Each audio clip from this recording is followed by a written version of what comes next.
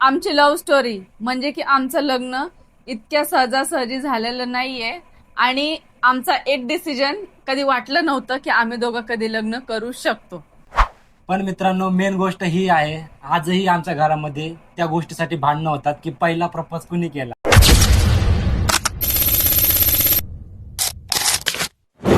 So हे hi hello friends, कशा आहात तुम्ही? आय होप सगळे मजेत असतात. तर खूप जास्त तुमच्या रिक्वेस्ट आणि कमेंटमुळे मी घेऊन आलेली आहे आमचा लव्ह स्टोरीचा ब्लॉग, जे की माझ्या बरोबर आनंद सुद्धा माझी मदत करणार आहे तुम्हाला लव्ह स्टोरी सांगण्यामध्ये.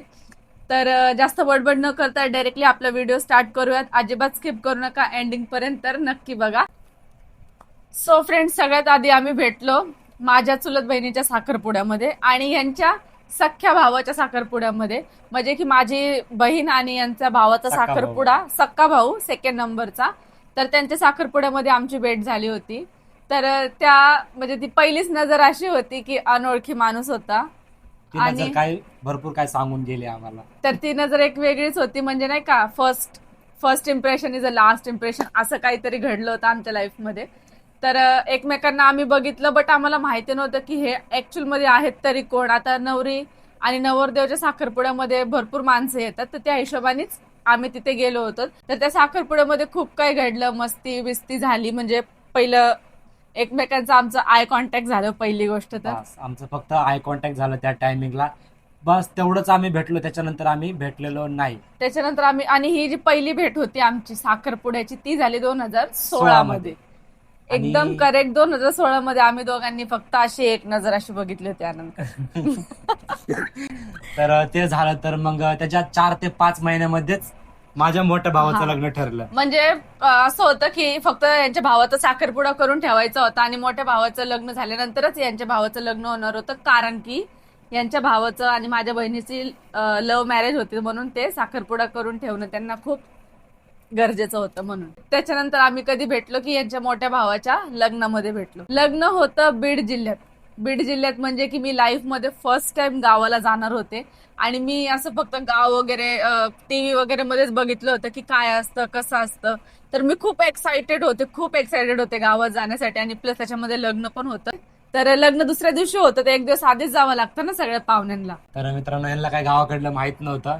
तर मग माझे वडील गेले ह्यांना अहमदनगरला नगरला पिक करायला गेले.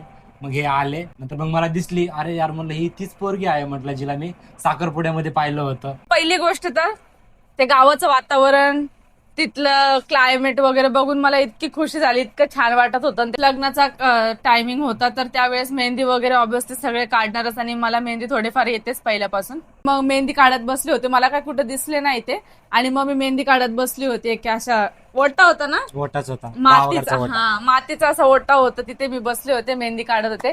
आले, आणि हा माणूस पहिल्यापासूनच इतका लंबा आहे, तर असे आले कमर हाटून, मेहंदी छान काढली. तर मी नुसतं असं वर बघितलं, एक छोटीशी स्माइल दिली, बस एवढंच, काहीच नाही. नव्हतं. कारण की आजूबाजूला कसे खूप जास्त पाहुणे होते, गावाकडचे माणसं माहितीये, थोडं मुलाशी बोललं, काय केलं की लगेच बोलणं त्यांचं स्टार्ट होतं.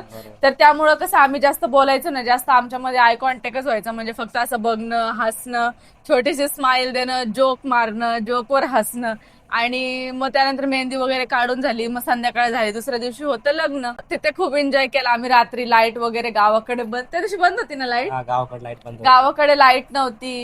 तर जे आमचं गाव होतं, त्या गावापासून 12 ते 13 किलोमीटर अंतरावर आम्हाला जायचं होतं नवरीच्या घरी. आणि तुम्हाला तर माहितीये गावाकडे काही सुविधा नाहीये, की त्या टायमिंगला गाड्या वगैरे तर नव्हत्या, आणि किती काय, गाड्या हा. करणार.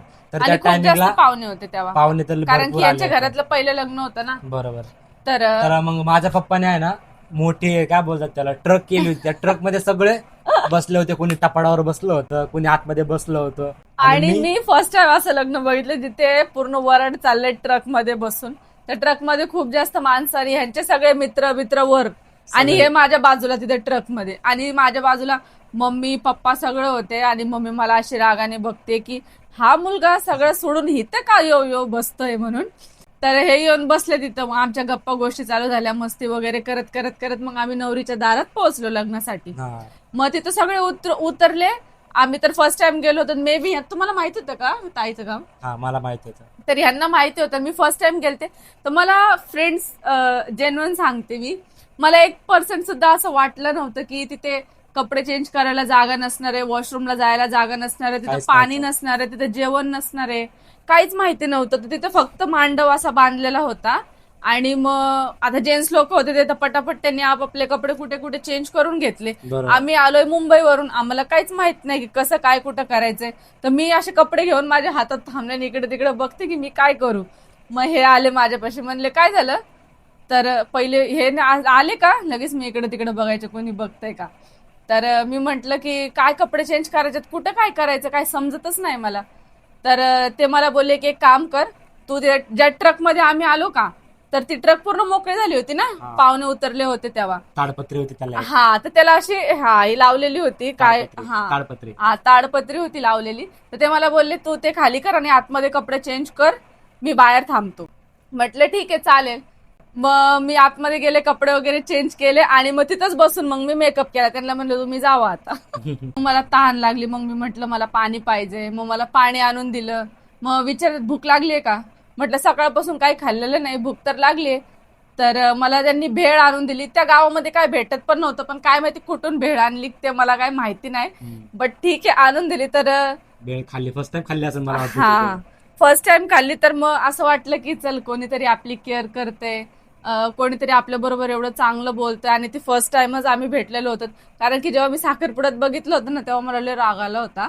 पण नंतर वाटलं नाही मुलगा चांगला आहे. आणि यांचा नेचर आहे तसाच, की म्हणजे अजून पण तसंच आहे की कोणी कसंही वागलं ना तरी पण ते पुढच्या बरं चांगलंच राहतात एकदम. तर त्यांचा नेचर मला काही गोष्टींमध्ये आवडतो, काही मध्ये नाही आवडत. मग मी तयार होऊन आले तर मला हळूच येऊन कानामध्ये छान दिसते. आणि फ्रेंड्स लिटरली त्यावेळेस ना आम्ही असे दिसत होतो ना, ना रंग ना रूप दोघं पण. मी इथे साईडला आमचे फोटोज वगैरे असतील काही तर मी इथे मेन्शन करेल. म्हणजे आमचा रंग एकदम असा काळा होता, केस वगैरे कर्ली होते, म्हणजे नाही का असं आम्ही इतके स्पेशल नव्हतं दिसत की बाबा खूप छान दिसते तर आपण मागं लागू, खूप छान दिसतोय तर आपण त्याला प्रपोज करत, असं काही नव्हतं. आणि मित्रांनो मी पण तसाच होतो, एकदम हा. असा वाळून गेलेला दोघे होतो, पण आम्ही- तब्येत खराब होती, हा. माझा पण रंग थोडासा काळाच होता. आणि तरी पण आम्ही एकमेकांना म्हणजे फक्त लायकिंग करत होतो, आमचं तसं काही हा. म्हणजे होतच नव्हतं म्हणजे अजून प्रेम वगैरे काही झालं नव्हतं. बट आता प्रेम कसं होतं माणसाला, असंच होतं ना, कोणी आपली केअर करतं तर त्या गोष्टीमुळे पुढचं आवडतं आपल्याला, आपली केअर करतो, आपल्या बरंच छान व्यवस्थित बोलतोय. त्यानंतर मग आम्ही तयार वगैरे होऊन आलो. थोड्या वेळाने लग्न वगैरे लागलं. अक्षता सगळे नवरी नवरदेवर टाकते, हे माझ्यावर अक्षता टाकते. तिथं पण मस्ती. एकदा दोनदा पप्पाच्या अंगावर पडलं, पप्पा बघ कोण आहे माग.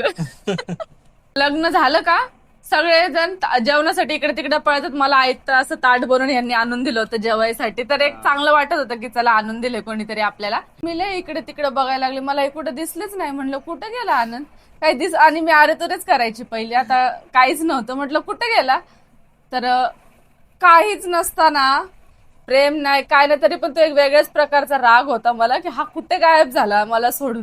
अरे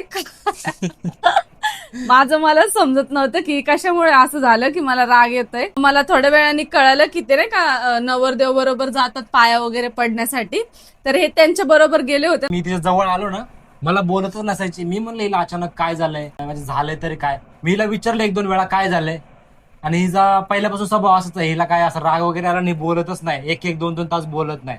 मग त्या टायमिंगला तसंच झालं, पण मी पण लय नाराज झालो. म्हटलं हिला 5 ते 6 वेळा बोलला असेल काय झालं काय झालं, ही काय नुसती बघायची रागाने, असं राग दाखवायची मला. म्हटलं काय झालं, मग मला पण माझा मूड ऑफ झाला तिथं. मग लग्न वगैरे उरकून आम्ही आमच्या गावामध्ये आलो. सो त्यानंतर मग लग्न वगैरे झालं. मग नवरीला दिलेला पसारा वगैरे सगळ्या ट्रक मध्ये परत भरला गेला. आणि तरी पण मी यांच्या बरोबर बोलले ना, अख्खं लग्न झालं, सामान ट्रक मध्ये भरलं, पाहुणे बसले, अर्ध्या रस्त्यापर्यंत आम्ही पोहोचलो. आणि हे तरी पण तिथं एकदम असं ट्रक खूप लांब होती ना, खूप लांब होती ट्रक. आणि मी स्टार्टिंगला बसले होते आणि हे आतमध्ये बसले होते. ते माझ्याकडे असे बघतात, मी त्यांच्याकडे अशी बघते, नुसतं बघतोय आम्ही. आणि मला लय राग मनामध्ये. मला येऊन विचारलं मी काय झालं, तर मी काय ते सांगितलंच नाही. मला काय माहिती काय झालं, मला उत्तरच नाही देता आलं की मी काय सांगू की तुम्ही कुठं गेलतात मला सोडून, मी कोणत्या हक्काने बोलू की मला सोडून गेलं. तर एक वेगळंच होतं मनामध्ये. मग त्यानंतर मग घरी पोहोचलो आम्ही, नवरीला आमच्या घरी घेऊन वगैरे गेलो आम्ही. मग तिथं अगेन रात्री लाईट बंद होती. लाईट बंद होती. लाईट वगैरे बंद होती. मग तिथं चुलीवर परत जेवण, कारण की आम्ही जेव्हा जेवलो तेव्हा दुपार होती ना, ते लग्न वगैरे दुपारी झालं. लग्न. हा, मग त्यानंतर संध्याकाळी परत अंधारामध्ये सगळे चुलीवर भाजी बनवत होते, कोणी भाकरी बनवत होते. ते वातावरण खूप जास्त छान. आणि त्याच्यामध्ये आमच्या दोघांचे भांडण, आमच्या दोघांचं भांडण. मग काय, मला त्याला टेन्शन आलं होतं, म्हटलं काय झालं यार, सकाळपासून एवढं चांगलं बोललं आणि मला पण करमत नव्हतं. बघा ना मित्रांनो, प्रेम नाही काय नाही, तरी पण असं माझंच मन नुसतं खात होतं की हिने का मला बोलत बोलावं नाही, आणि हा. का नाही बोलत, हिला काय झालं, हिला कशाचा राग आलाय. मी त्याच टेन्शन मध्ये होतो नुसतं. आणि- नंतर मग वरात काढली माझ्या भावाची, हा. वडिलांनी बँड बोलवला, हा. वरात काढली. तर त्या वरातीमध्ये काय झालं मग, त्या वरातीमध्ये यांचे पप्पा गाणं बोलत होते, गाणी वगैरे यांचे पप्पा छान बोलतात अजून पण. मी नवरी बरोबर आतमध्ये रूम मध्ये बसले होते आणि खूप मोठा, म्हणजे आमच्या गावाच्या पुढे असं मोठा रस्ता आहे, तर तिथे तो फंक्शन वगैरे त्यांनी ऑर्गनाईज केला होता. तर तिथंच गाणे वगैरे बोलणं चालू होतं. मग मला कोणतरी येऊन बोललो, अरे भूषणचे पप्पा गाणं बोलतात ते, चला चला चला, हा. खूप छान गाणं बोलतात ते. तर माझा मूड नव्हता, तर मी रागत होते, तर मी काही गेलीच नाही. मग थोड्या वेळाने परत कोणतरी आलं का काय माहिती, यांनीच पाठवलं होतं त्या पोराला की जा तरुणाला बोलून आण म्हणून. तर तो मला म्हणतो, आता भूषण दादा गाणं बोलणार रे, चला चला. म्हणलं भूषण दादा गाणं बोलणार आहे, मला नाही यायचं. म्हणलं अरे सगळे चाललं, चला चला. म्हणलं मला नाही यायचं, मी नाहीच गेले. मग शेवटी मग थोड्या वेळाने मला आवाज आला, गाणं मग सांगू नका ते, काय पण नको सांगू. आणि फ्रेंड्स त्यावेळी ट्रेंडिंगला गाणे होते ते, पप्पी दे पारूला, एक ते गाणं, एक ते शिट्टी वाजली गाडी सुटली, असे काहीतरी गाणे होते. हे 6 हप्ते गाणे बोलत होते त्या टायमिंगला. तर ते गाण्याचा आवाज ऐकून मला आवाज खूप आवडला. आणि ऑनेस्ट सांगायला गेलं तर आनंदचा व्हॉइस खूप छान आहे तसं बघायला गेलं तर. थँक्यू. हा, तर मग गाण्याचा आवाज ऐकला. मग काय माहिती काय झालं, एक गाणं ऐकलं, आतमध्येच बसून ऐकलं, तरी पण बाहेर नाही गेली. एक गाणं मी तिथंच बसून ऐकलं, मग नंतर दुसरं गाणं चालू झालं, मग मी बाहेर गेले, बघितलं तर मस्त व्हाईट शर्ट वगैरे घातलेलं होतं आणि हातामध्ये माईक वगैरे होता, बँड वगैरे होता आणि मस्त गाणं बोलत होते. तर मग बघून असं मी बघितलं, असं माझा सगळा रागच शांत झाला. हसली मग मला बघून, थोडी स्माइल दिली. थोडीशी स्माइल दिली आणि सगळं माझा रागच अचानकच निघून गेला.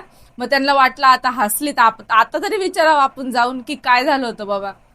तरी आले माझ्याकडे अंधारामधून, मला विचारतात काय झालं होतं तुला. म्हणलं काय नव्हतं झालं. तेव्हा पण नाही बोलली बरं का. फायनली म्हणजे नाही का, मी सांगितलंच नाही त्यांना की मला कशामुळे राग आला. तो मला, मी असा विचार करत होते, जर मी सांगितलं तर तो म्हणे ही काय डोक्यात पागल आहे काय, जेव्हा काय हायच नाही तर मी कुठं पण जाऊ, मी हिला का सांगून जाऊ. पण नंतर मग तो रात्रीचा दिवस आमचा असाच गेला. हा. मी पण तिला नाही बोललो, ती पण मला नाही बोलली. म्हणजे मी बोलायचा प्रयत्न केला पण ती मला नाही बोलली. नंतर झाला लग्नाचा दुसरा दिवस, ज्याच्यामध्ये आपला हळद किसका वगैरे असतो, तुम्हाला तर हा. माहितीच असेल. हळद किसकाचा टाइम होता, हळद किसका वगैरे झाला. मग नवरी नवरदेवाला आम्ही आमच्या गावाकडं पाया पडायला नेतो, तुमच्यामध्ये पण नेत असतील.